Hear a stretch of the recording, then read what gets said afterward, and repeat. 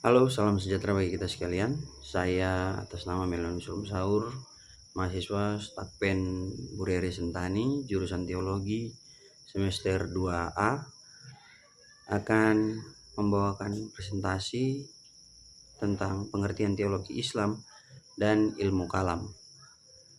Baik, kita mulai. Teologi Islam adalah ilmu yang secara sistematis dan mendalam membahas persoalan ketuhanan, alam semesta, serta hubungan antara Tuhan dan manusia menurut perspektif ajaran Islam. Secara istilah, teologi berasal dari bahasa Yunani yaitu theos yang berarti Tuhan dan logos yang berarti ilmu atau wacana. Sehingga secara harfiah, teologi berarti ilmu ketuhanan. Dalam konteks Islam, teologi juga dikenal dengan nama ilmu tauhid atau ilmu kalam. Kata tauhid mengandung arti yaitu satu atau esa, yang dalam pandangan Islam sebagai agama monoteisme atau satu Tuhan merupakan prinsip dasar yang menegaskan keesaan Tuhan. Sementara kalam berasal dari istilah al-kalam yang berarti percakapan atau diskusi. Karena para ulama teologi Islam menggunakan argumentasi logis dan diskusi rasional untuk membahas masalah-masalah akidah. Teologi Islam merupakan ilmu yang membahas tentang keyakinan terhadap Tuhan berdasarkan ajaran agama Islam, meliputi zat Tuhan, kesatuannya, sifat-sifatnya, perbuatannya, serta hubungannya dengan alam dan manusia. Ilmu ini tidak hanya berfokus pada pengulangan keyakinan yang sudah ada, tetapi juga menggunakan pendekatan rasional, filosofis, dan argumentatif untuk memperkuat, menjelaskan, serta mempertahankan akidah Islam dari berbagai tantangan, keraguan, dan penyimpangan pemikiran. Dengan menggunakan logika dan argumentasi yang bersumber dari nakliyah atau wahyu, yaitu Al-Quran dan As-Sunnah, teologi Islam berupaya menghilangkan keraguan dalam hati umat serta memberikan pemahaman yang lebih kokoh mengenai ajaran Islam. Tujuan utama teologi Islam adalah menjaga kemurnian akidah, memperkuat keimanan umat, serta menegakkan rasionalitas dalam memahami hubungan antara penalaran dan wahyu. Ilmu ini berperan penting dalam menghadapi berbagai aliran pemikiran yang muncul dalam sejarah Islam, seperti Mu'tazilah, Jabariyah, Qadariyah, Khawarij, Syiah, Murji'ah, dan Asy'ariyah yang masing-masing memiliki pandangan berbeda mengenai masalah TED, tindakan, etika, dan destiny, ketuhanan. Teologi Islam juga membahas berbagai persoalan fundamental seperti pengertian iman dan Islam dalam makna bahasa maupun istilah. Apakah iman bisa bertambah dan berkurang? Masalah dosa besar dan kecil, serta status orang yang melakukan dosa besar, apakah kafir atau tidak. Secara lebih luas, ruang lingkup teologi Islam mencakup pembahasan tentang keimanan kepada Allah, sifat-sifat Allah, perbuatan Allah, qada dan qadar atau takdir, iman kepada Rasul, iman kepada kitab-kitab Allah, iman kepada hari akhir, serta iman kepada hal-hal yang gaib. Dalam praktiknya, teologi Islam juga menekankan pentingnya penalaran dan memperhatikan dengan indera, serta mencerna dengan akal pikiran agar orang-orang dapat melakukannya, khususnya dalam akidah-akidah keagamaan. Dengan demikian, teologi Islam bukan sekedar ilmu yang menekankan pada keyakinan dogmatis semata, tetapi juga ilmu yang mengedepankan keseimbangan antara akal dan wahyu, sehingga umat Islam dapat memahami ajaran agama secara mendalam, rasional, dan kokoh tanpa kehilangan esensi spiritualitasnya. Relasi antara wahyu, akal, dan iman. Dalam Islam, ketiga hal ini adalah hal yang saling berkaitan dan melengkapi, di mana wahyu merupakan petunjuk dari Allah yang menjadi pedoman hidup bagi manusia. Akal digunakan untuk memahami serta membedakan antara yang benar dan yang salah, sedangkan iman adalah keyakinan terhadap ajaran-ajaran Allah yang diperkuat melalui penggunaan akal dan pemahaman wahyu. Dalam Al-Quran, umat Islam diperintahkan untuk berpikir, merenung, dan menggunakan akalnya agar mereka semakin memahami kebenaran dan dapat memperkuat keimanannya. Pernyataan ini bersumber dari jurnal UMG tentang akal dan wahyu dalam Al-Quran. Kemudian, perbedaan antara teologi normatif dan historis. Teologi normatif adalah ilmu teologi yang mempelajari tentang agama sebagai standar kebenaran yang mutlak, tetap, dan ideal. Ia berfokus pada apa yang seharusnya diyakini dan diamalkan, bersifat universal, dan berlandaskan teks otoritatif atau kitab suci agama. Kemudian teologi historis, ia mengkaji bagaimana ajaran agama dipahami, ditafsirkan, dan berkembang seiring berjalannya waktu. Fokus utamanya pada apa yang terjadi dalam sejarah, dipengaruhi oleh konteks budaya, sosial, dan zaman, serta bersifat dinamis dan kontekstual. Kedua pernyataan ini bersumber dari jurnal Uinsuka tentang normativitas dan historitas. Berikutnya saya akan menjelaskan Tauhid sebagai inti teologi Islam.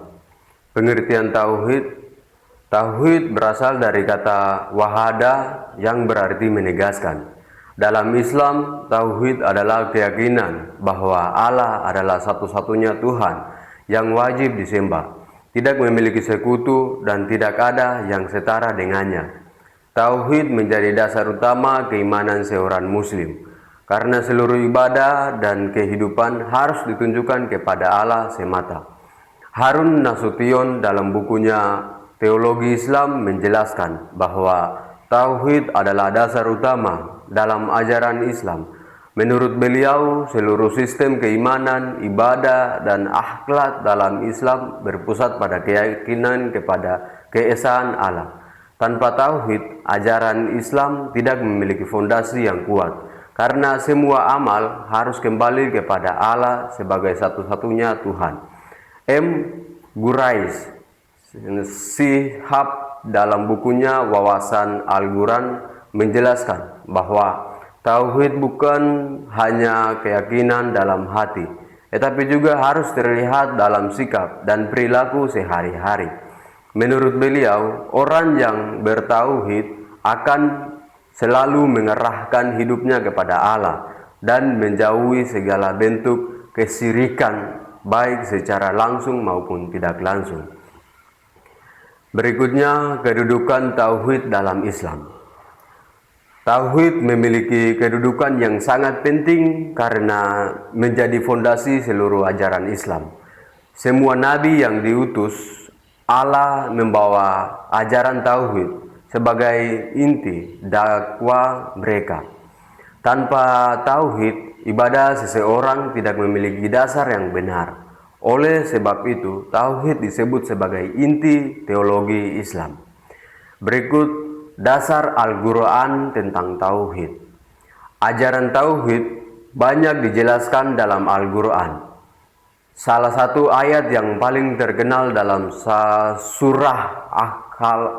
Surah Al-Ikhlas ayat 1. Katakan, dialah Allah yang Maha Esa. Ayat ini menegaskan bahwa Allah hanya satu dan tidak ada Tuhan selain Dia. Banyak ayat lain juga mengajarkan manusia untuk menyembah Allah saja dan menjauhi kemusyrikan. Berikut tujuan Tauhid. Tujuan Tauhid adalah membawa manusia untuk mengenal Allah dengan benar, beribadah hanya kepadanya, dan menjalani hidup sesuai petunjuknya. Tauhid juga membebaskan manusia dari penyembahan berhala selain Allah, seperti benda, kekuasaan, atau manusia. Berikut pengaruh tauhid dalam kehidupan. Tauhid membentuk karakter seseorang muslim menjadi lebih taat, jujur, sabar, dan bertanggung jawab. Orang yang bertauhid percaya bahwa Allah selalu mengawasi setiap perbuatannya, sehingga ia berusaha melakukan kebaikan dan menjauhi larangannya. Poin yang berikutnya adalah Tauhid al-Rububiyah. Pengertian Tauhid al-Rububiyah.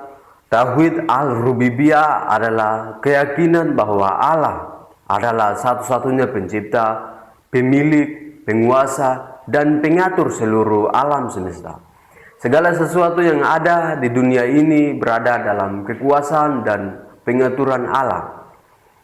Ibnu Taimiyah dalam kitabnya Majmu' al-Fatawa menjelaskan bahwa Tauhid al-Rububiyah adalah keyakinan bahwa Allah adalah satu-satunya pencipta, penguasa, dan pengatur seluruh alam semesta. Menurut beliau bahwa orang-orang musyrik pada masa Nabi pun masih mengakui Tauhid al-Rububiyah, tetap mereka menyekutukan Allah dalam ibadah. Ibnu Katsir dalam tafsirnya Tafsir Al-Quran Al-Azim menjelaskan bahwa semua makhluk bergantung kepada Allah dalam penciptaan, rezeki, kehidupan, dan kematian. Tidak ada satupun makhluk yang dapat berdiri sendiri tanpa kehendak Allah, sehingga Tauhid Rububiyah menjadi dasar pengakuan kekuasaan Allah atas seluruh alam. Berikut ciri-ciri Tauhid al-Rububiyah. Ciri-ciri Tauhid al-Rububiyah adalah keyakinan bahwa Allah pencipta seluruh makhluk, memberi rezeki kepada semua makhluk, menghidupkan dan mematikan, serta mengatur segala peristiwa yang terjadi di alam semesta. Tidak ada satupun makhluk yang memiliki kekuasaan seperti Allah. Berikut dasar Al-Quran tentang Tauhid al-Rububiyah. Dasar Tauhid al-Rububiyah dapat ditemukan dalam banyak ayat Al-Quran. Dan salah satu surah Yunus ayat 31 yang menjelaskan bahwa Allah memberi rezeki, mengatur pendengaran dan penglihatan, menghidupkan yang mati, serta mengatur seluruh urusan makhluknya. Berikut contoh penerapan Tauhid al-Rububiyah. Contoh penerapannya adalah percaya bahwa rezeki berasal dari Allah, bersyukur atas nikmat yang diberikan, berdoa kepada Allah ketika menghadapi kesulitan, dan menyadari bahwa keberhasilan maupun kegagalan terjadi atas izinnya Tuhan. Berikut pentingnya Tauhid al-Rububiyah. Tauhid al-Rububiyah penting karena membantu umat Islam memahami bahwa Allah adalah penguasa seluruh kehidupan.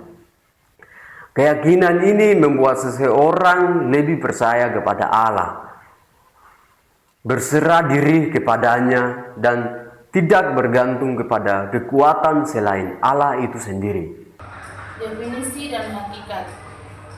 Menetapkan nama dan sifat Allah. Tauhid Allah asma wa al-sifat dalam menetapkan nama-nama dan nama-nama indah dan sifat-sifat kesempurnaan Allah sebagaimana yang ditetapkan oleh Allah untuk dirinya sendiri dan oleh Rasulnya. Mengesahkan Allah dalam nama dan sifat merupakan bentuk pengesahan Allah dalam aspek nama-nama dan sifat-sifat, keutamaannya bagian dari mentauhidkan Allah dalam akidah Islam. Iman kepada nama dan sifat Intinya adalah beriman kepada nama-nama Allah dan sifat-sifatnya sebagaimana diterangkan dalam Al-Quran dan As-Sunnah. Ada tiga asas utama. Tauhid Allah asma wa al-sifat berdiri di atas tiga asas fundamental. Yang pertama, menetapkan istidal, menetapkan nama dan sifat Allah sesuai yang Allah tetapkan bagi dirinya. Dan yang kedua,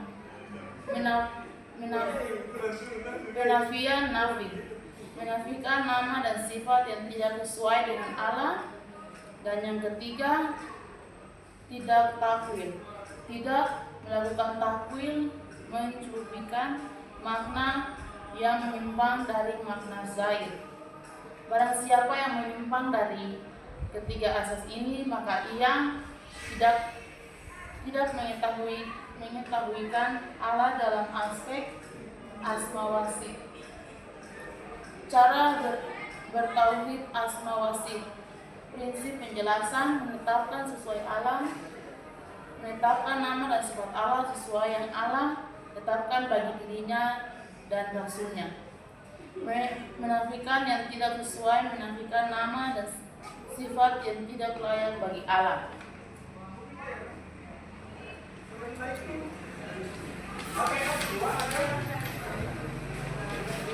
Tidak tasbih merupakan Allah dengan makhluknya. Tidak batil, tidak menolak atau mengingkari nama dan sifat Allah. Prinsip dasar dalam mensifati Allah sesuai dengan keagungan Allah. Sifat Allah harus sesuai dengan kesempurnaan dan keagungannya, bukan seperti makhluk. Tidak ada similarities bersamaan antara Allah dengan makhluknya. Berdasarkan Al-Quran dan Sunnah, sumber penempatan hanya dari wahyu, bukan dari akal semata. Sejenis-jenis tauhid dalam konteks asma wa sifat. Jenis tauhid deskripsi, tauhid sifatiyah mempercayai bahwa hanya Allah Sawi yang memiliki segala sifat kesempurnaan dan terlepas dari sifat tercela. Tauhid Allah asma, beriman kepada nama-nama indah Allah asmaul husna. Tauhid al-sifat, beriman kepada sifat-sifat kesempurnaan Allah. Makna dalam kehidupan tauhid al-masa asli. Kenabian dan wahyu. Kenabian adalah konsep tentang seseorang yang diberi Allah untuk menerima dan menyampaikan ajaran, petunjuk serta pemikiran kepada umat manusia. Dan Islam adalah manusia yang memperoleh wahyu dalam Allah, sedangkan Rasul adalah Nabi yang mendapat tugas khusus untuk menyampaikan syariat kepada suatu kaum. Fungsi kenabian antara lain menyampaikan wahyu Allah kepada manusia, memberikan teladan dalam kehidupan, membimbing manusia menuju jalan yang benar, mengingatkan manusia tentang pahala dan pertemuan Allah. Dalam Islam, kenabian berakhir pada Nabi Muhammad yang disebut sebagai tahatan An-Nabiyam, penutup para nabi. Pengantar wahyu. Wahyu adalah pemberitahuan atau penyampaian informasi dari Allah kepada nabi dan rasul dengan cara yang khusus dan tidak dapat diperoleh manusia melalui usaha manusia. Bisa wahyu menjadi sumber utama ajaran agama yang dibawa oleh para nabi. Bentuk-bentuk wahyu menurut ajaran Islam antara lain melalui perantaraan para malaikat, terutama malaikat Jibril. Melalui para nabi, malaikat terutama adalah malaikat Jibril. Melalui ilahi atau inspirasi yang diberikan Allah.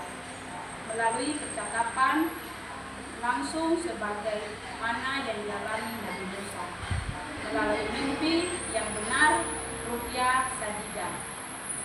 Hubungan kenabian dan wahyu. Kenabian dan wahyu memiliki hubungan yang erat. Seseorang tidak dapat menjadi nabi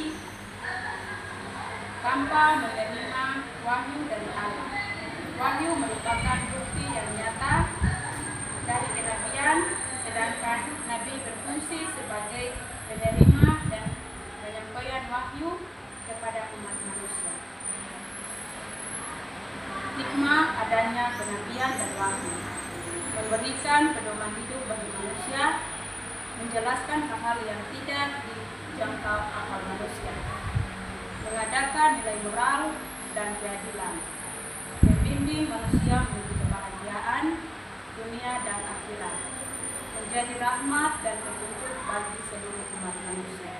Kesimpulan, kenabian adalah kedudukan yang diberikan Allah kepada manusia, pilihan untuk menerima dan menyampaikan wahyu. Wahyu merupakan komunikasi khusus dari Allah kepada para nabi dan rasul sebagai petunjuk bagi umat manusia. Kedua, memiliki peran penting dalam membimbing manusia menuju kehidupan yang sesuai dengan kehendak Allah. Daftar pustaka Al-Quran, Sahih Al-Bukhari, Sahih Muslim, pengantar studi ilmu Al-Quran, Mana Al-Quran, Mahati TV, Al-Quran, Yadud Muasa Al-Salam, Muhammad Asaim, Adat Sari dan Akhir, Wahyu Kali, Birodan.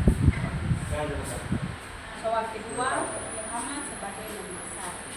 Dalam ajaran Islam, Muhammad diyakini sebagai nabi dan rasul terakhir yang diutus oleh Allah. Keyakinan ini didasari oleh Allah pada Al-Quran dan Hadis.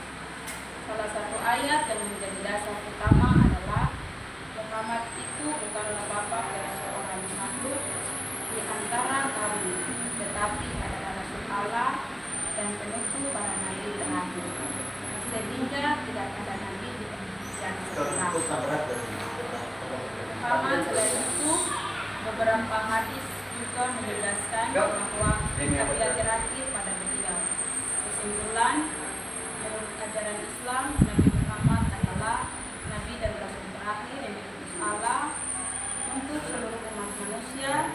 Setelah beliau tidak ada nabi yang menerima wahyu dan membawa syariat baru. Kita katakan Al-Quran Al-Marasya 3340, Sahih Al-Bukhari, Kitab Al-Mahdi, Hadis tentang penutup kenabian, Saksi Muslim, Kitab Al-Fadili, hadis tentang Nabi Muhammad sebagai penutup para nabi, Tafsir Ibnu Tafsir Yus Al-Hasab ayat 40, M. Rasi Sihab, Tafsir Al-Qasim, Pasar Kesan dan Keserasian Al-Quran dan Komentar Ahli. Al-Quran sebagai wahyu final. Al-Quran adalah firman Allah yang diturunkan kepada Nabi Muhammad SAW melalui malaikat Jibril selama 23 tahun. Ia diyakini sebagai wahyu terakhir, penutup seluruh risal kenabian, dan tidak ada wahyu baru maupun nabi setelahnya. Al-Quran bersifat lengkap, sempurna, kepeliharaannya dan berlaku universal hingga akhir zaman. Dan yang kedua, relasi dengan Taurat dan Injil.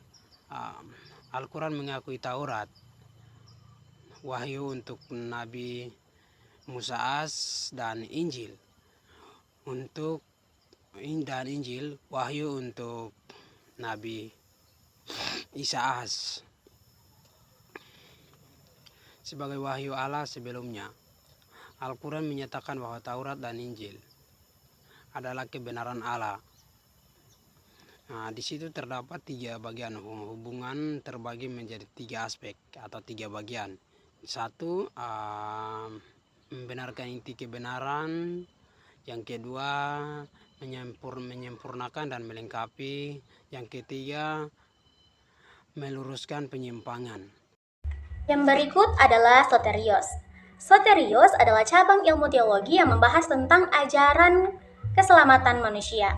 Istilah ini berasal dari bahasa Yunani, yaitu soterios, yang berarti keselamatan.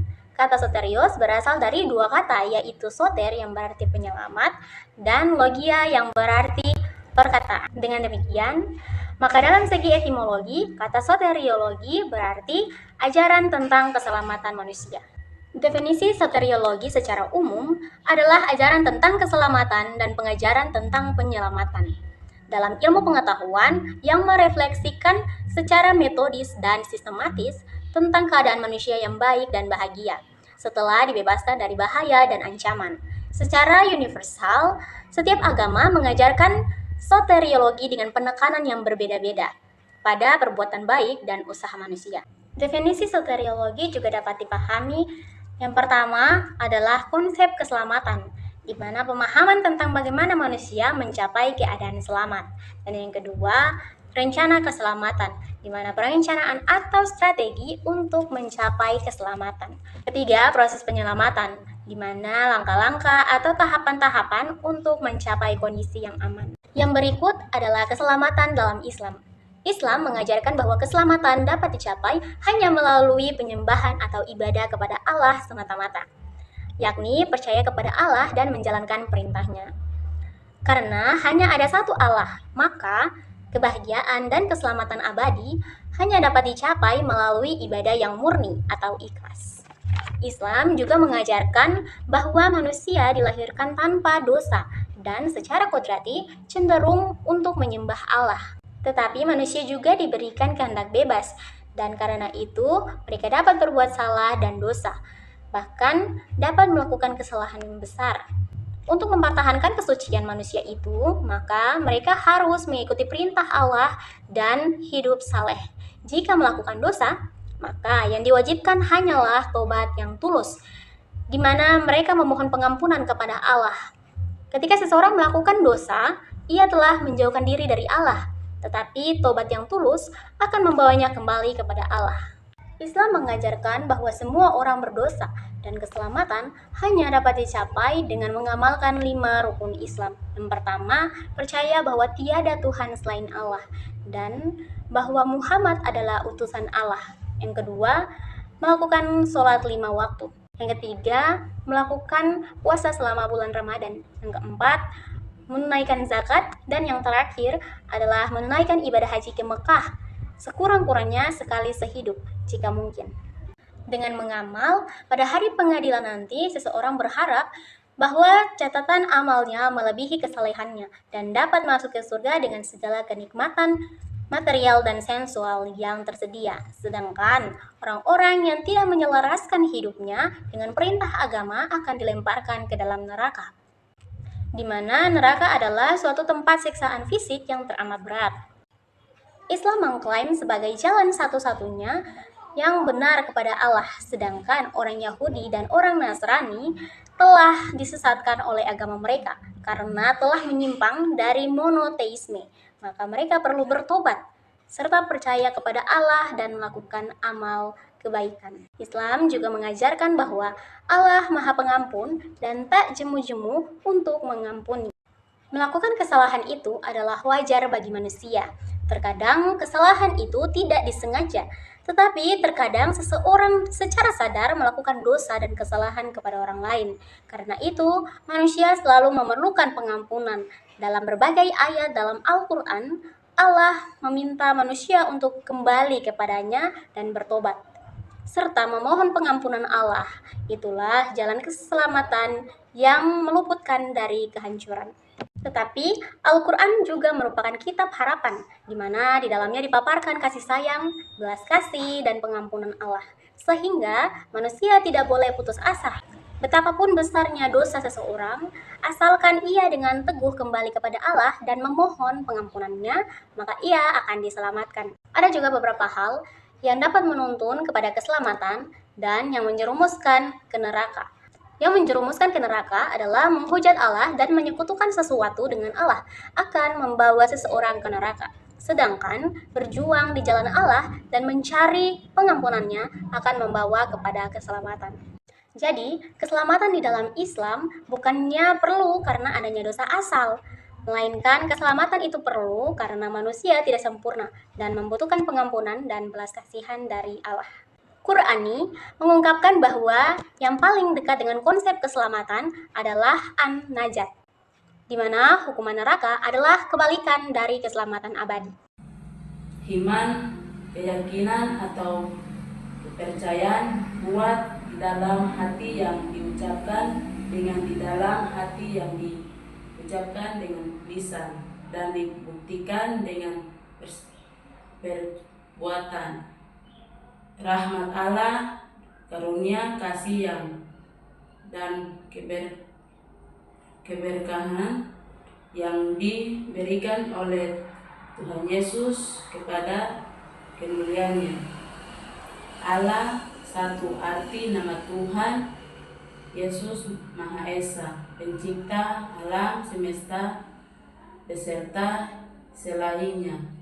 Konteks menjadi proses utama dari seluruh kata di atas 5 ditujukan kepada Allah.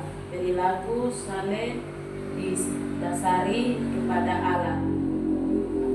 Rahmat bersumber langsung dari Allah. Apa itu neraka? Siapa yang masuk neraka?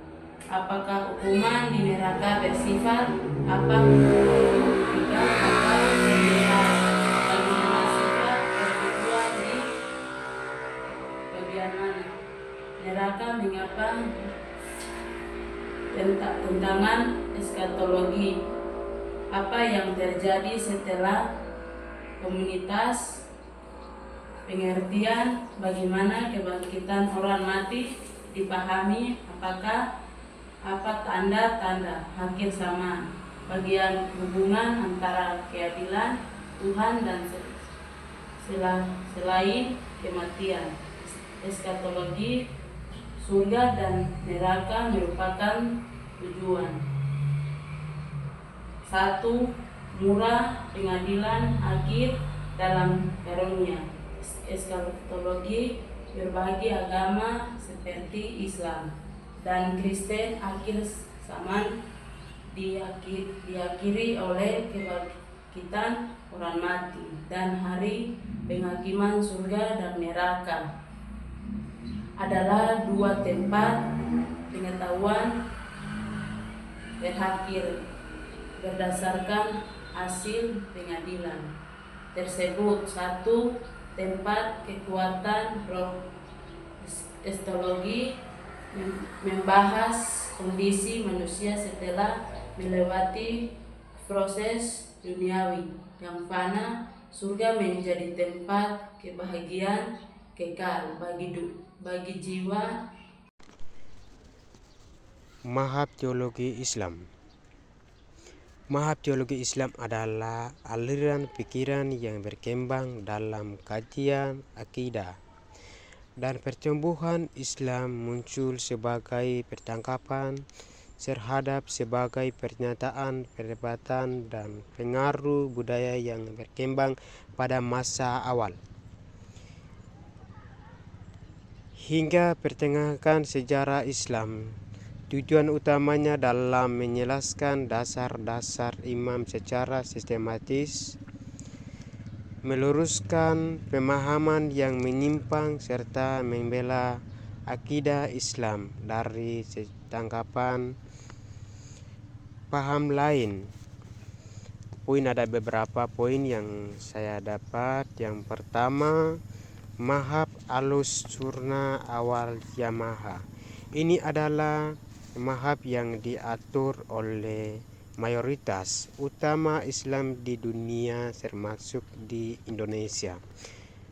berfokus pada keseimbangan antara wahyu atau wahyu Al-Quran dan hadis dengan menggunakan akal pikiran yang terbatas dua cabang utama.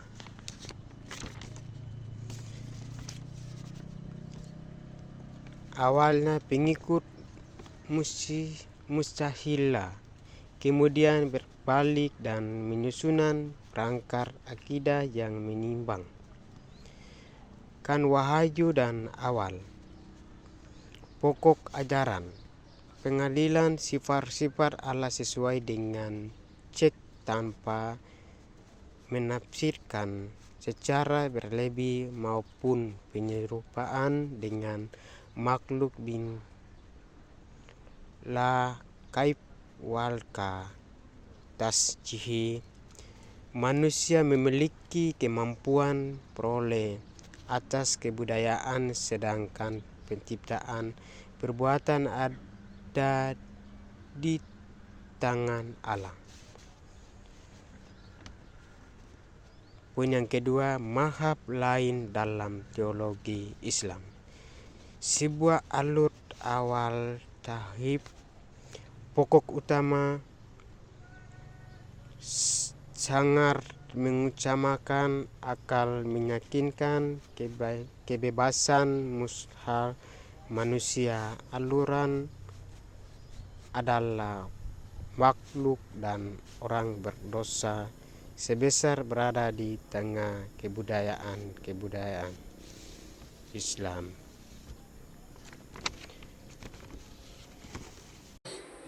Ekstrem. Berikut adalah penjelasan singkat tentang kedua aliran tersebut. 1. Aliran Asy'ariyah, tokoh pendiri, didirikan oleh Abu al-Hasan al-Asy'ari. Namun lebih pendekatan penyeimbangan wahyu dan akal, namun lebih membatasi peran akal untuk menjadi kemurnian teks. Ciri khas meyakini sifat-sifat Tuhan sebagai makna, tetapi menolak menyerupai Tuhan dengan makhluk. 2.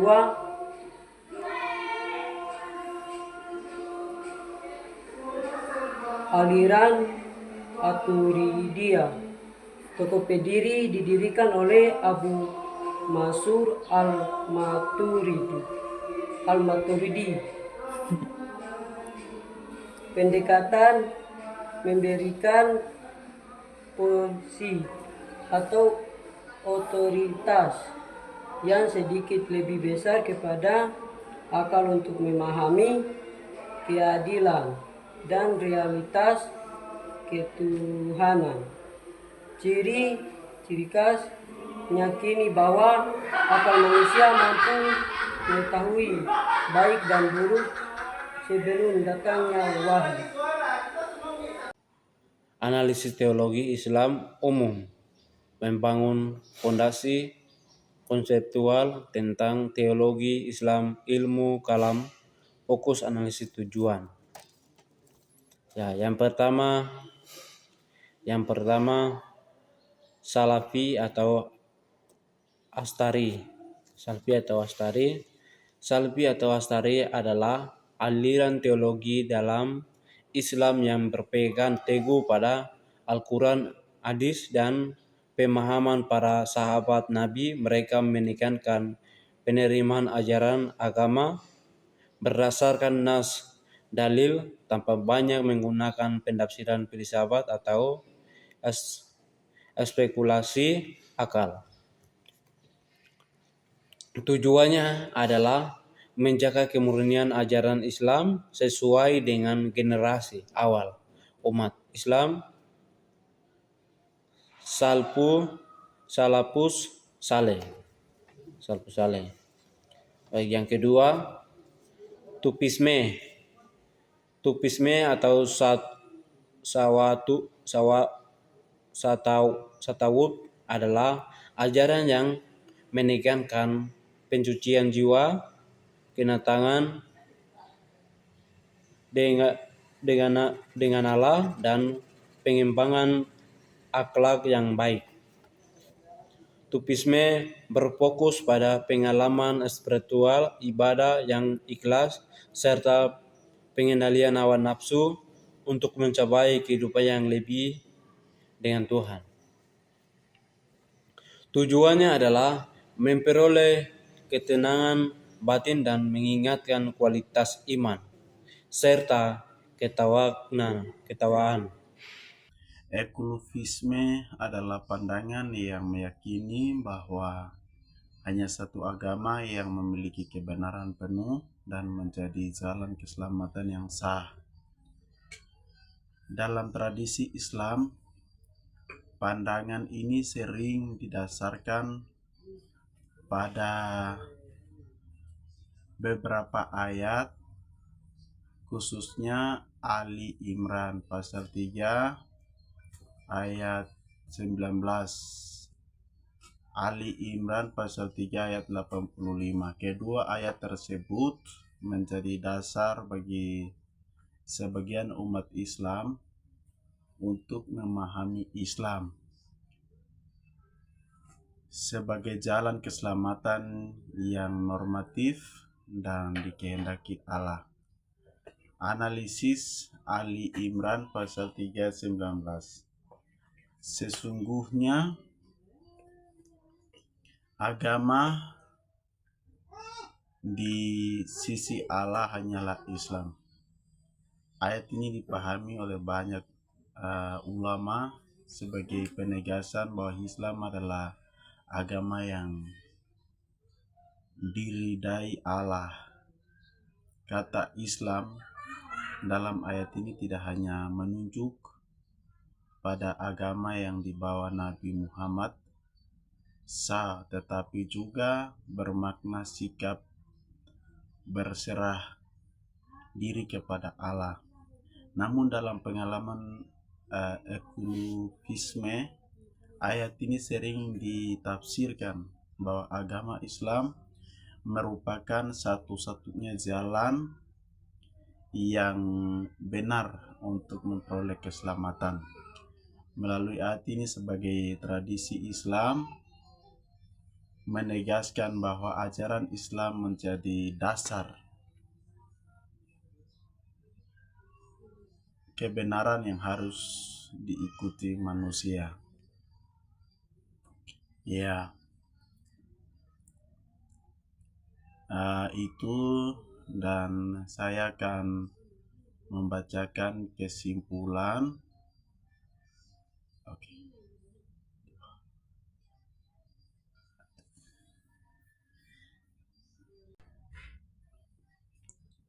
Imran pasal 3 ayat 19 dan Ali Imran pasal 3 ayat 85 menjadi dasar penting bagi pandangan eksklusivisme dalam Islam.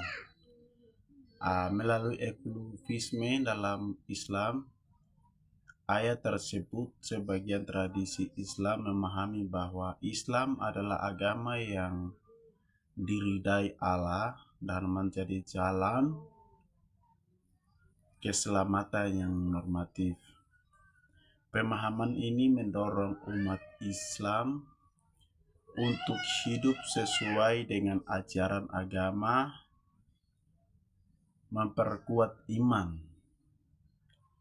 dan menjalankan nilai-nilai kebaikan dalam kehidupan sehari-hari. Baik, saya akan menjelaskan Islam dan inklusivisme. Menjelaskan pandangan Islam terbuka, menghargai dan mengakui nilai kebaikan serta keselamatan bagi umat keberagaman lain. Dasar hukum atau sumber Al-Quran, Syuhes Al-Baqarah 2 pasal 62 menegaskan orang-orang beriman, orang Yahudi, Nasrani, dan Sabihi, siapa saya beriman kepada Allah hari akhir akan mendapat pahala dari Tuhan dan tidak ada rasa takut dan tidak tersendi. Yang kedua, Qhal Mandia 5 ayat 69 menegaskan maka serupa keselamatan dan pahala berlaku bagi siapa saja dari agama dan golongan apapun yang beriman tulus dan berbuat kebaikan. Yang berikut inti analisis kemungkinan keselamatan bagi non-muslim yang beriman dan berbuat baik. Artinya, Islam tidak menutup keselamatan kemungkinan bagi umat agama lain selama mereka percaya kepada Tuhan, beriman dengan tulus, dan jalani hidup berbuat baik dan benar. Yang berikut intinya, Islam mengajarkan sikap inklusif, mengaku nilai kebenaran dan kebaikan yang ada pada agama lain, serta membuka peluang keselamatan bagi siapa saja yang beriman dan beralas saleh tanpa memandang latar belakang agama. Baik, yang berikut tujuan menjelaskan sifat Islam dan inklusif, menunjukkan bahwa Islam bukan agama tertutup atau eksklusif, melainkan mengakui keberadaan dan nilai agama lain. Yang kedua, menguraikan tentang agama dan keselamatan atau ajaran tentang keselamatan, menjelaskan dasar Al-Quran bahwa keselamatan dan pahala tidak hanya milik umat Islam saja, tapi terbuka siapa beriman dan berbuat baik. Yang ketiga, membangun sikap dan saling menghargai, memberikan ajaran landasan umat Islam, bersikap toleransi, damai, dan menghormati mengeluk agama lain. Yang keempat, meluruskan pemahaman, menjawab pandangan yang keliru bahwa hanya orang Islam saja yang selamat, dengan menunjukkan bukti langsung dari ayat Al-Quran.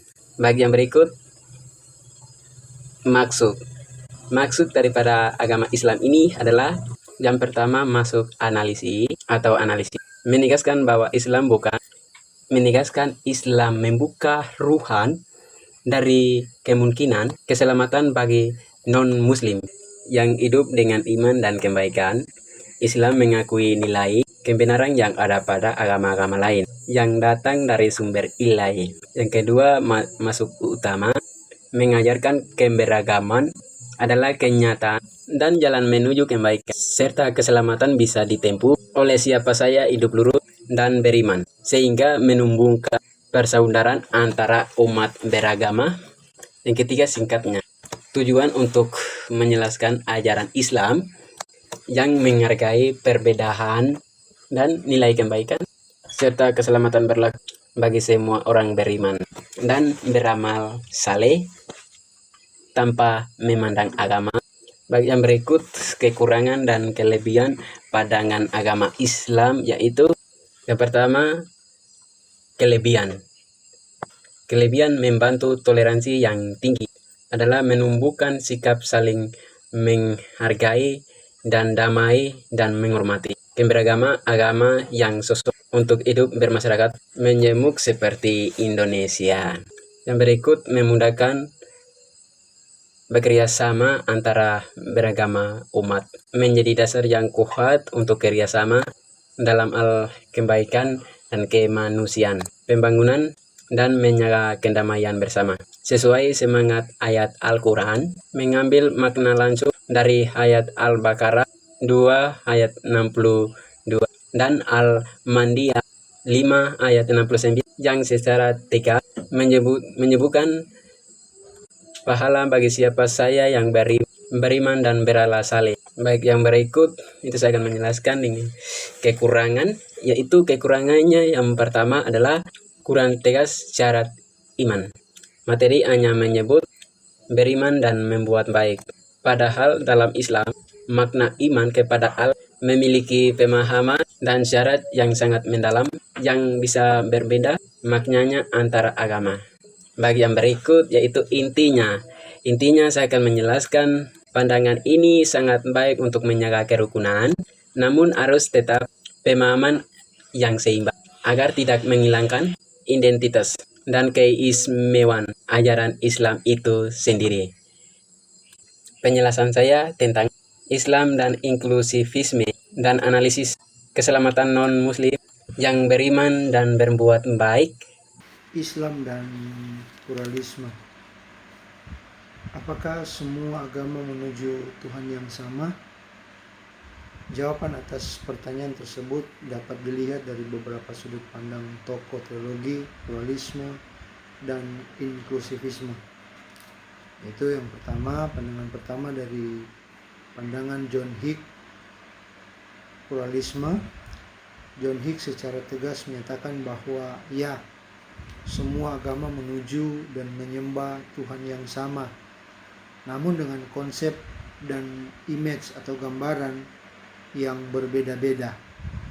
Hick menolak pandangan bahwa setiap agama menyembah Tuhan yang berbeda atau bahwa agama lain hanya menyembah imajinasi. Untuk menjelaskan hal ini, Hick menggunakan analogi astronomi revolusi Kopernikus. Jika dahulu teologi bersifat Ptolemik atau menganggap semua agamanya sendiri adalah pusat tata surya dan agama lain harus mengitari mereka, Hick mengajak untuk beralih ke pandangan yang Kopernikan atau God-centeredness atau theosentris. Dalam pandangan ini, Tuhan adalah matahari sebagai sumber asli cahaya dan kehidupan, sedangkan agama-agama di dunia adalah planet yang bergerak mengitarinya dan bercermin padanya dengan cara mereka yang berbeda-beda. Hick juga meminjam pemikiran Immanuel Kant untuk membedakan antara the real in itself atau zat Tuhan yang tunggal dan tak terbatas, dengan real as humanly token dan expressive, Tuhan yang dipikirkan dan dialami manusia karena keterbatasan budaya dan historis. Pandangan yang kedua adalah pandangan Paul F. Knitter, teosentris awal. Melalui model teosentris yang dianut atau yang sejajar dengan pluralisme Alan Reis, Knitter awalnya mempercayai bahwa ada banyak jalan menuju pusat yang satu, yaitu Allah sendiri. Pendekatan ini mengafirmasi peran agama-agama non-Kristen sebagai jalan keselamatan yang sah menuju Tuhan yang sama. Pandangan yang ketiga, pandangan teolog lain, yaitu David Breslauer, juga mengutip pemikiran David Breslauer yang menyatakan bahwa semua agama mengimani objek atau realitas ilahi yang sama. Perbedaan antara agama-agama bukanlah masalah benar atau salah, melainkan perbedaan persepsi manusia terhadap satu kebenaran yang sama tersebut. Pertanyaan yang kedua adalah kritik Islam terhadap pluralisme metafisik John Hick yang berakar pada perbedaan mendasar dalam memandang hakikat kebenaran, wahyu, dan konsep ketuhanan. John Hick mengajukan gagasan bahwa semua agama besar di dunia adalah respon yang sama-sama valid terhadap satu realitas ultimat yang sama atau real. Bagi Hick, perbedaan dogmatis antar agama hanyalah produk dari perbedaan budaya dan sejarah manusia ketika mempersepsikan the real tersebut. Dalam kacamata teologi, kata filsafat Islam, gagasan Hick ini dikritik keras karena dinilai meruksi fondasi iman Islam. Kita akan melihat poin-poin yang ada. Berikut adalah poin-poin utama kritik tersebut. Yang pertama, dekonstruksi konsep wahyu dan kebenaran mutlak. Hick berpendapat bahwa tidak ada satupun agama yang memegang monopoli kebenaran objektif. Semua teks suci adalah interpretasi manusia yang relatif terhadap the real.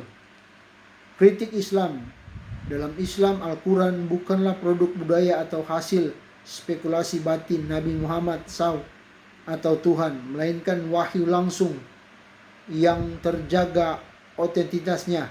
Islam memandang kebenaran yang dibawa bersifat absolut, objektif, bukan kebenaran relatif yang setara dengan mitos atau spekulasi filosofis.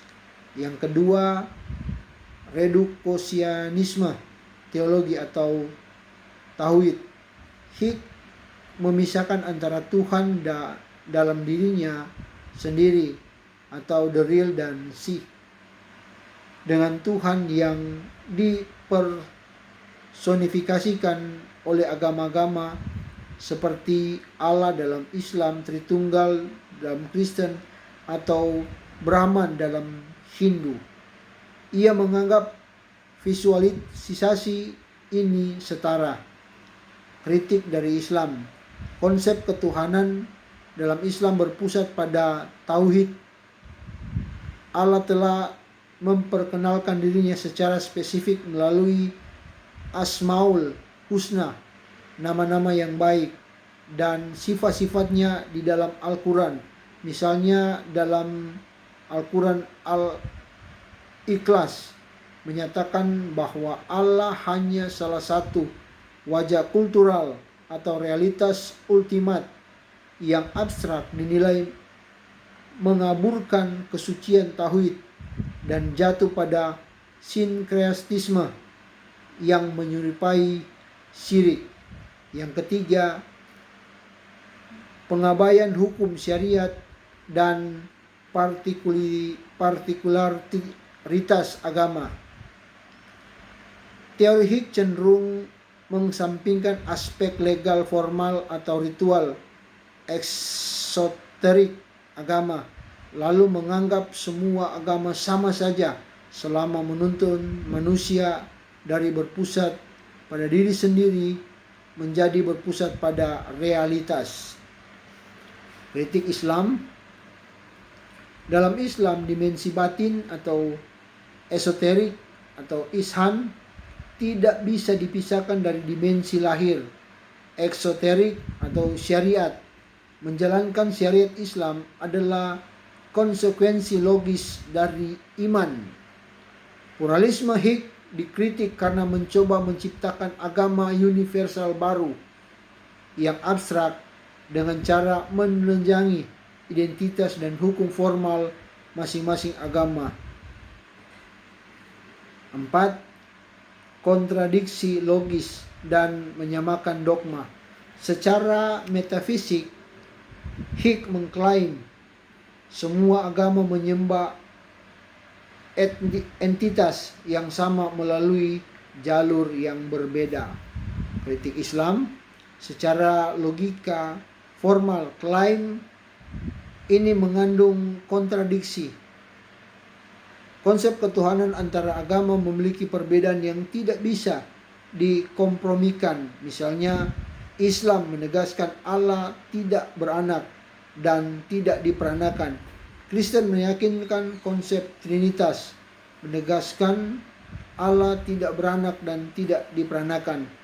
Sementara beberapa tradisi timur bersifat non-teistik, mengatakan semuanya sama saja pada hakikatnya, dinilai sebagai pemaksaan logika yang mengabaikan hukum kontradiksi.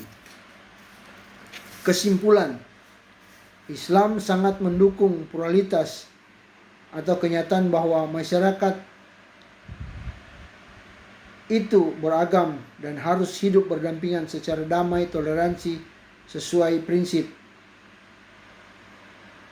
Namun, Islam menolak pluralisme teologis, metafisik, model Hik yang menyamakan semua substansi kebenaran agama, karena hal tersebut justru menegasikan klaim kebenaran yang menjadi fondasi setiap agama sendiri. Perbedaan antara pluralitas atau plurality dan pluralisme atau pluralism berdasarkan penjelasan para ahli pengantar di dalam Diktat Perbedaan antara pluralitas dan pluralisme dapat diuraikan sebagai berikut. Pluralitas atau plurality, kenyataan sosiologis secara faktual. Pluralitas adalah fakta atau kenyataan bahwa masyarakat itu majemuk, serba ragam, dan terdiri dari berbagai macam kelompok suku, warna kulit, serta agama. Kondisi pasif di dalam diktat disebut sebagai bahwa dalam konteks pluralitas, kemajemukan baru dilihat sebagai kenyataan sosiologis belaka. Contohnya adalah kondisi Indonesia yang secara faktual memiliki 6 agama besar dan berbagai agama asli dari Sabang sampai Merauke beserta aliran denominasinya. Keadaan ini bersifat niscaya dan tidak dapat dielakkan. Sedangkan pluralisme atau pluralisme, sikap aktif dan pengakuan makna. Pluralisme melangkah lebih jauh dari sekedar menerima fakta sosiologis. Pluralisme adalah sikap mental, nilai, dan pengakuan aktif terhadap hukum Tuhan yang menciptakan perbedaan tersebut. Kualitas dan emansipatoris. Tokoh John Titaley di dalam diktat menyebutkan bahwa pluralis zaman sekarang bukan sekedar multiplikasi kepelbagian atau bukan hanya ekstensif, melainkan bersifat kualitatif dan sangat aktif karena melibatkan kesadaran emansipatoris dari setiap kelompok untuk saling berbagi dan menghargai tanpa merendahkan yang lain. Komitmen bersama dan dialog.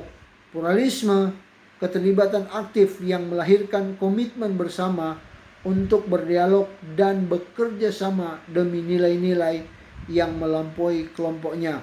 Setiap keadilan kemanusiaan dan pengentasan kemiskinan. Pluralisme menuntut adanya pemahaman diri yang baru agar tidak terjadi cognitive dissonance atau kebingungan dan krisis saat berjumpa dengan penganut agama lain. Model mutualitas dan penerimaan kerangka Kiniter. Model mutualitas dan penerimaan menurut Paul Vincent Kiniter menekankan bahwa agama-agama dapat hidup berdampingi, saling menghormati dan bekerja sama untuk kebaikan bersama. Setiap agama memiliki nilai dan kebenarannya yang dapat dipelajari satu sama lain. Tujuan utamanya adalah membangun perdamaian, keadilan, dan kesejahteraan manusia. 1. Dialog Islam Kristen. Dialog Islam dan Kristen bertujuan membangun hubungan yang baik melalui percakapan yang terbuka dan saling menghormati. Kedua, agama dapat berbagi pandangan tentang iman, moral, dan kehidupan tanpa saling menjatuhkan. Melalui dialog, prasangka dapat dikurangi dan persaudaraan antarumat beragama dan perkuat. 2. Etika dan bersama. Etika bersama adalah nilai-nilai moral yang dimiliki oleh berbagai agama seperti kejujuran, kasih, keadilan, dan perdamaian. Walaupun berbeda keyakinan, umat beragama dapat bersama bersandarkan nilai-nilai tersebut untuk menciptakan kehidupan masyarakat yang harmonis dan damai. 3. Solidaritas ekologis. Solidaritas ekologis menjaga semua umat beragama untuk bersama-sama menjaga dan melestarikan lingkungan hidup. Alam merupakan anugerah Tuhan yang harus dipelihara. Kerusakan lingkungan menjadi tanggung jawab bersama sehingga diperlukan kerjasama lintas agama dalam menjaga bumi dan sumber daya alam. Keempat, kemiskinan. Kiniter menekankan bahwa agama-agama harus peduli terhadap orang miskin dan tertindas. Umat beragama dipanggil untuk membantu mereka yang kekurangan melalui tindakan nyata seperti pelayanan sosial, membantu kemanusiaan dan perbedayaan ekonomi. Kepedulian terhadap kemiskinan merupakan bentuk nyata kasih kepada sesama.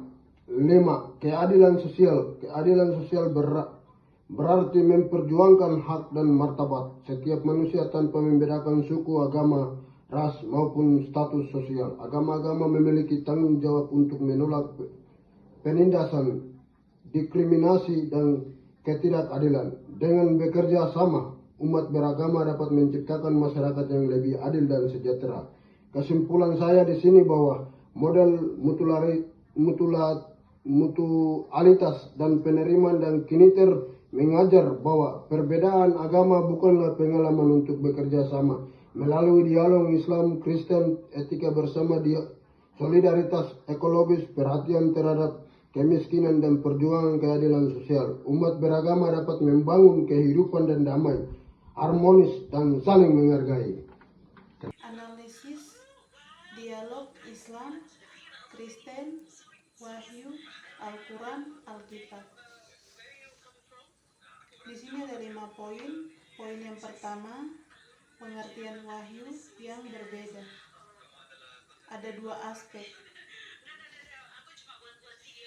Sumber wahyu dalam Islam, Allah menurunkan Al-Quran secara literasi sebagai kalam Tuhan yang tertulis. Dalam Kristen, wahyu Allah terutama menjelma dalam Yesus, sabda Tuhan, lalu tertulis dalam Alkitab. Aspek kedua, bentuk wahyu dalam Islam, tertulis yang tidak berubah, turun kepada Nabi Muhammad. Dalam Kristen, wahyu bersifat personal, Yesus, teks tertulis Alkitab yang melalui proses penulisan manusia. Poin yang kedua, posisi Al-Quran dan Yesus. Yang pertama, dalam Islam, Al-Quran setara dengan posisi Yesus dalam Kristen. Keduanya dianggap sebagai representasi kalam Tuhan. Yang kedua, perbedaan utama, Islam menekankan teks tertulis yang suci, Kristen menekankan Yesus sebagai sabda yang menjelma. Poin yang ketiga, perdebatan keaslian kitab. Yang pertama, dialog sering terpental pada perdebatan keaslian Alkitab vs Al-Quran, apakah dipalsukan atau tidak, yang mempengaruhi hubungan Kristen Islam. Yang kedua, Islam mengaklaim Al-Quran tak berubah, sementara Kristen mengakui Alkitab ditulis oleh manusia dalam proses sejarah. Poin yang keempat, titik temu dalam dialog lintas kitab. Yang pertama, dialog lintas kitab menjadi sarana penting untuk menemukan titik temu antara agama samawi. Yang kedua, beberapa pihak berusaha menunjukkan bukti wahyu Al-Quran dalam Injil sebagai upaya harmonisasi. Poin yang kelima, tantangan dalam dialog. Yang pertama, konsep trinitas Kristen sering dikritik oleh Islam sebagai pelik dan tidak sesuai dengan kesucian Tuhan.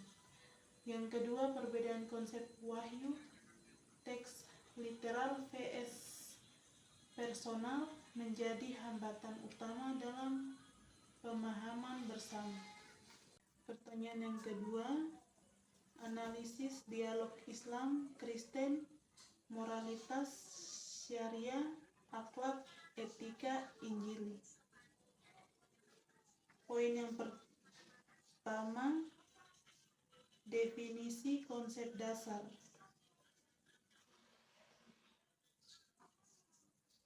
Ada 4 konsep. Konsep pertama, akhlak. Dalam Islam, kualitas batin yang mendorong perilaku baik berasal dari hati yang suci. Kalau Kristen, tidak ada istilah secara langsung, lebih dekat ke karakter Kristen atau kualitas rohani. Konsep etika dalam Islam, pengetahuan tentang baik buruk, bagian dari fikih dan filsafat Islam. Kalau Kristen, etika moral berdasarkan Alkitab dan ajaran Yesus, sering disebut etika Injil. Konsep moral dalam Islam, perilaku nyata sesuai akhlak hasil dari implementasi ajaran. Kalau Kristen, perilaku sesuai standar moral Alkitab berpusat pada kasih dan keadilan. Konsep syariah dalam Islam, hukum Tuhan yang mencakup ibadah moral dan hukum praktis. Kalau Kristen, tidak ada Kristen menggunakan hukum kasih kepada Tuhan manusia sebagai prinsip. Kedua, sumber moralitas. Ada 2 aspek. Aspek yang pertama, dasar utama dalam Islam, Al-Quran, hadis sebagai sumber syariah. Kalau Kristen, Alkitab, khususnya ajaran Yesus dalam Injil. Aspek kedua, prinsip utama dalam Islam, kejujuran, keadilan, amanah, tolong-menolong. Ketiga, otoritas dalam Islam, syariah sebagai hukum Tuhan yang wajib dilaksanakan. Kalau Kristen, etika Injili sebagai prinsip kasih bukan hukum tertulis. Poin yang ketiga, perbedaan pendekatan moralitas. Ada 3 dimensi. Islam dan Kristen. Dimensi yang pertama, dasar moralitas. Dalam Islam, teori kewajiban aturan perintah sebagai dasar. Kalau Kristen, teori kebijakan pengembangan karakter sifat rohani. Dimensi yang kedua, fokus dalam Islam, integrasi spiritual, materi, orientasi pada kemaslahatan maslahah. Kalau Kristen, fokus pada kasih dan transformasi hati melalui Kristus. Dimensi yang ketiga, hukum vs kasih. Dalam Islam, syariah sebagai hukum wajib dengan sanksi. Kalau Kristen, etika Injili sebagai hukum kasih tanpa sanksi hukum. Poin yang keempat, titik temu dalam dialog. Yang pertama, kesamaan nilai utama, kejujuran, keadilan, kasih, amanah, tolong-menolong.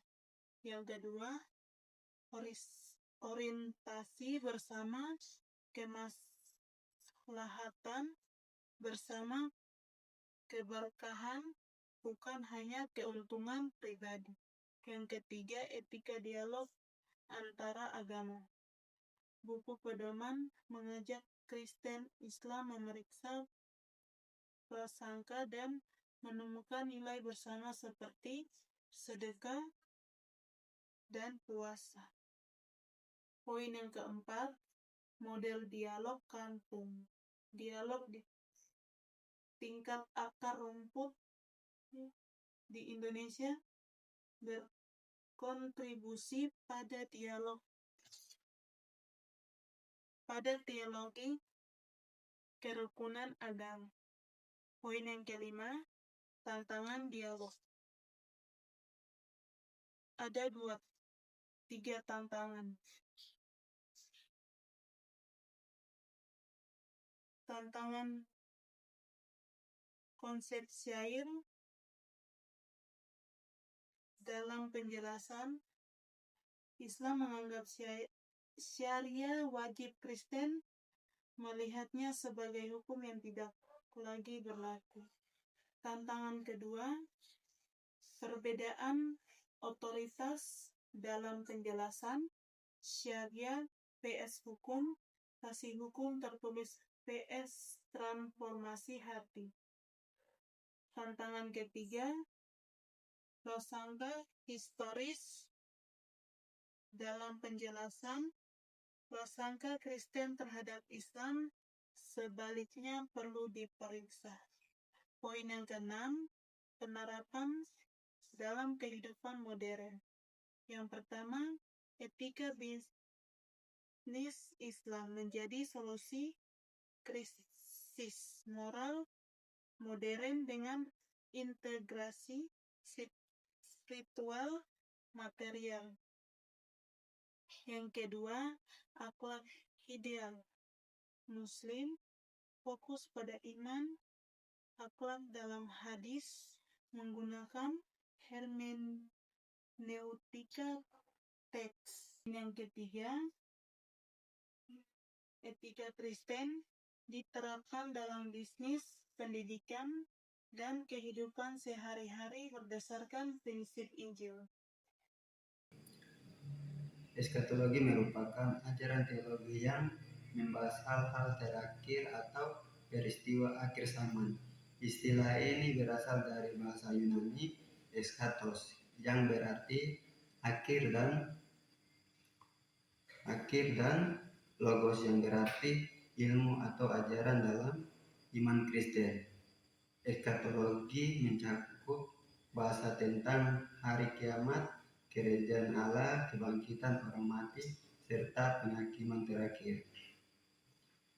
Hari kiamat merupakan peristiwa ketika Allah mengakhiri sejarah dunia dan menyatakan pemerintahannya secara sempurna.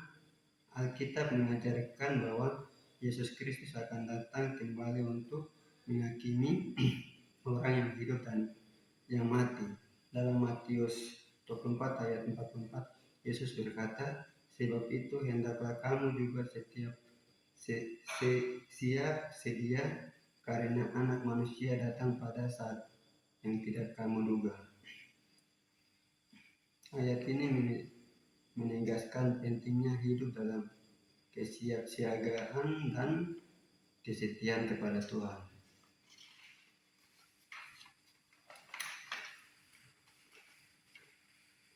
Berikut, kerajaan Allah adalah pemerintahan Allah yang telah hadir melalui pelayanan Yesus Kristus, tetapi akan mencapai kepenuhannya pada akhir zaman.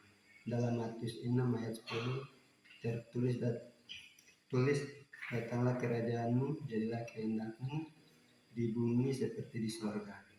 Kerajaan Allah menggambarkan keadaan di mana kehendak Allah berlaku sepenuhnya, membawa damai sejahtera, kebenaran, dan kehidupan kekal bagi umatnya. Yang berikut, penghakiman terakhir merupakan tindakan Allah yang adil terhadap seluruh manusia. Setiap orang akan mempertanggungjawabkan hidupnya di hadapan Tuhan. Dalam Wahyu 20 ayat 12 dijelaskan bahwa orang mati dihakimi menurut perbuatan mereka yang tertulis dalam kitab-kitab, namun keselamatan diberikan kepada mereka yang percaya kepada Yesus Kristus sebagai Tuhan dan Juru Selamat.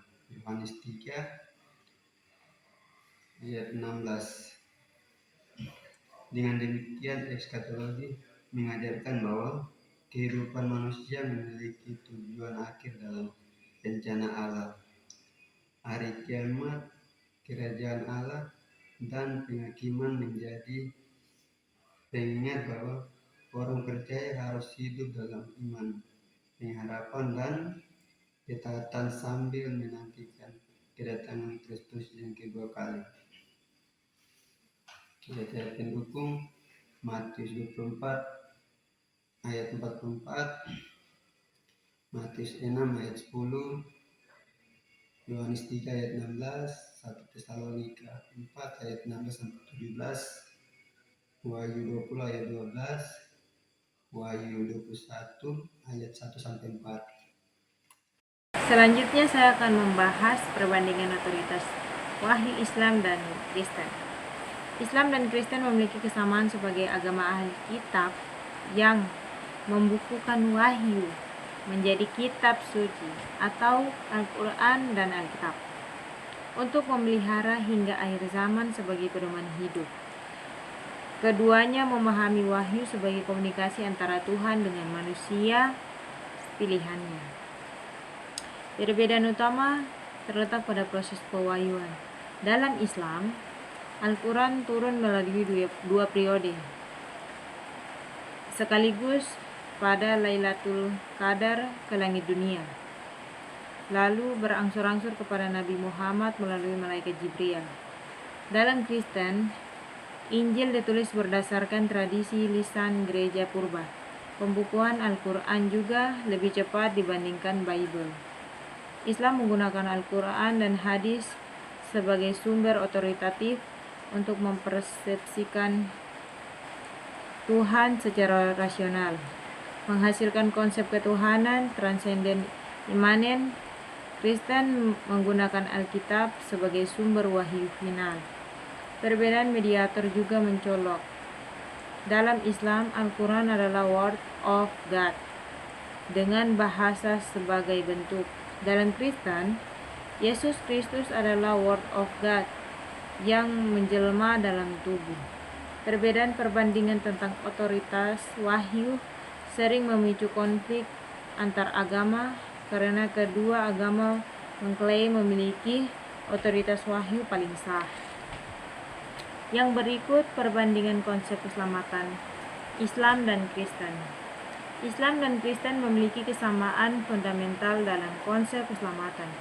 Keduanya percaya kepada Tuhan yang Maha Esa atau monoteisme dan menganggap Isa atau Yesus serta Muhammad sebagai pembawa wahyu ilahi untuk keselamatan di bumi dan akhirat. Doktrin keselamatan merupakan titik utama teologi di kedua agama, di mana seseorang merasa perlu mengaku percaya dan menyerahkan diri kepada nilai-nilai Allah. Namun perbedaan utama terletak pada cara menanggapi keselamatan. Dalam Islam, keselamatan dicapai melalui amal baik, takwa, beriman, dan amal saleh. Islam tidak mengenal dosa warisan. Manusia lahir tanpa dosa. Keselamatan bergantung pada amal, ketaatan pada hukum, dan rahmat Allah. Allah menyelamatkan kaum mukmin sesuai kadar ketakwaannya. Dalam Kristen, keselamatan adalah anugerah semesta melalui karya penebusan Yesus Kristus. Kristen mengenal dosa warisan. Manusia lahir dalam kondisi berdosa. Keselamatan merupakan inisiatif Allah melalui pengorbanan Yesus Kristus satu kali untuk selamanya, bukan usaha manusia. Hanya Tuhan Yesus yang dapat menyelamatkan dengan mengalahkan maut. Keselamatan adalah pelepasan rohani dan kekekalan dari murka Allah yang dianugerahkan kepada orang yang bertobat dan beriman di dalam Yesus Kristus. Inti perbedaan, Islam menekankan amal, ketaatan, dan rahmat Allah, sementara Kristen menekankan anugerah melalui karya penebusan Yesus. 1. Islam sebagai mayoritas nasional atau Islam Indonesia, Kristen minoritas. Secara nasional, Islam merupakan agama dengan penuh jumlah penganut terbanyak di Indonesia. Berdasarkan data sensus penduduk, lebih dari 87% penduduk Indonesia beragama Islam, menjadikannya agama mayoritas yang memiliki pengaruh kuat dalam berbagai aspek kehidupan, mulai dari budaya, sosial, hingga politik. Kehadiran Islam di Indonesia sudah berlangsung berabad-abad, menyebar melalui jalur perdagangan, pernikahan, dan interaksi budaya, hingga akhirnya tumbuh menjadi bagian tak terpisahkan dari identitas bangsa. Sementara itu, agama Kristen atau Protestan dan Katolik termasuk dalam kelompok agama minoritas di tingkat nasional, dengan presentasi sekitar 78% dari total penduduk. Meskipun jumlahnya lebih sedikit dibandingkan penganut Islam, komunitas Kristen memiliki peran penting dalam sejarah. 1. Relasi Indonesia dan Papua. Dasar hukum berada dalam Bingkai Negara Kesatuan Republik Indonesia berdasarkan perjanjian undang-undang. Otonomi khusus, wajib pengakuan identitas, pemberian kewenangan, dan pemerhatan pembangunan. Kesejahteraan pengelola sumber daya serta menjaga keseimbangan aspirasi. Tujuan persatuan yang adil dan menghormati hak adat dan mewujudkan wilayah bersama. 2. Relasi Islam dan Kristen di Papua. Hidup berdampingan mayoritas Kristen di kalangan penduduk asli Islam, banyak dianut pendatang. Nilai bersama, sama-sama mengunjung, damai, saling menghormati ibadah dan hari raya. Risikonya, perbedaan bisa disalurkan atau dimanfaatkan untuk kepentingan politik. Komunikasi terbuka dan peran aktif tokoh agama dalam menjaga kerukunan. Pancasila sebagai ruang konsistensi. Sila 1, mengakui kebebasan beragama dan melarang paksaan dalam keyakinan. Sila kedua, menjamin persamaan hak, persatuan, dan kesetiaan bagai bangsa. Sila keempat, mengutamakan musyawarah untuk menyelesaikan perbedaan. Sila kelima, menciptakan keadilan sosial tanpa memandang suku, agama, atau asal daerah. Fungsinya menjadi payung bersama tempat semua pihak hidup dan berdampingan tanpa keahlian jati diri masing-masing.